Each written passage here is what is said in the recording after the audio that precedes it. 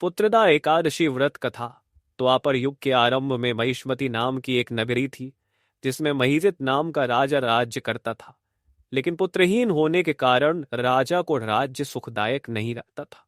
उसका मानना था कि जिसके संतान न हो उसके लिए यह लोक और परलोक दोनों ही दुखदायक होते हैं। पुत्र सुख की प्राप्ति के लिए राजा ने अनेक उपाय किए, परंतु राजा को पुत्र की प्राप्ति नहीं हुई।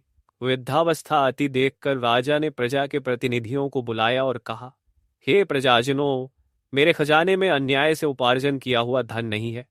न मैंने कभी देवताओं तथा ब्राह्मणों का धन छीना है। किसी दूसरे की धरोहर भी मैंने नहीं ली। प्रजा को पुत्र के समान पालता रहा। मैं अपराधियों को पुत्र तथा बांधवों की तरह दंड देता रहा। कभी किसी से घृणा नहीं की, सबको समान माना है। सज्जनों की सदा पूजा करता हूं। इस प्रकार धर्मयुक्त राज्य करते हुए भी मेरे पुत्र नहीं है, सो मैं अत्यंत दुख पा रहा हूं। इसका क्या कारण है? राजा महिजित की इस बात को विचारने के लिए मंत्री तथा प्रजा के प्रतिनिधि वन को गए। वहां बड़े बड़े ऋषि मुनियों के दर्शन किए। राजा की उत्तम कामना की पूर्ति के लिए किसी श्रेष्ठ तपस्वी मुनि को देखते फिरते रहे।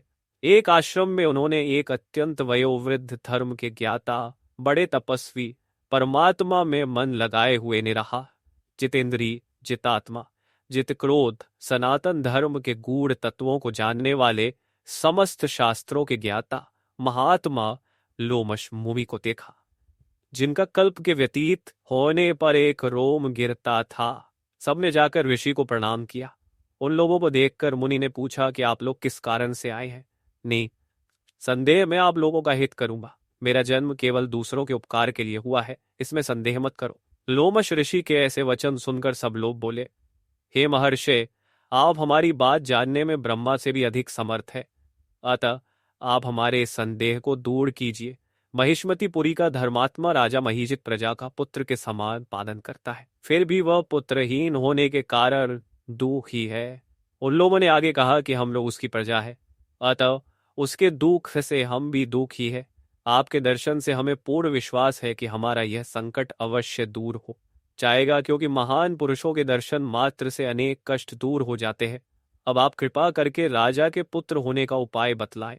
यह वार्ता सुनकर ऋषि ने थोड़ी देर के लिए नेत्र बंद किए और राजा के पूर्व जन्म का वृत्तांत जानकर कहने लगे कि यह राजा पूर्व जन्म में एक निर्धन वैश्य था। निर्धन होने के कारण इसने कई बुरे कर्म किए। यह एक गांव से दूसरे गांव व्यापार करने जाया करता था। एक समय ज्येष्ठ मास के शुक्ल पक्ष की द्वादशी के दिन मध्याह्न के समय जबकि वह 2 दिन से भूखा प्यासा था, एक जलाशय पर जल पीने गया।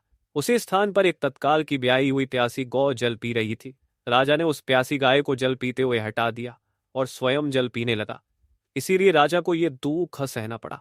एकादशी के दिन भूखा रहने से वह राजा हुआ और प्यासी गौ को जल पीते हुए हटाने के कारण पुत्र वियोग का दुख सहना पड़ रहा है।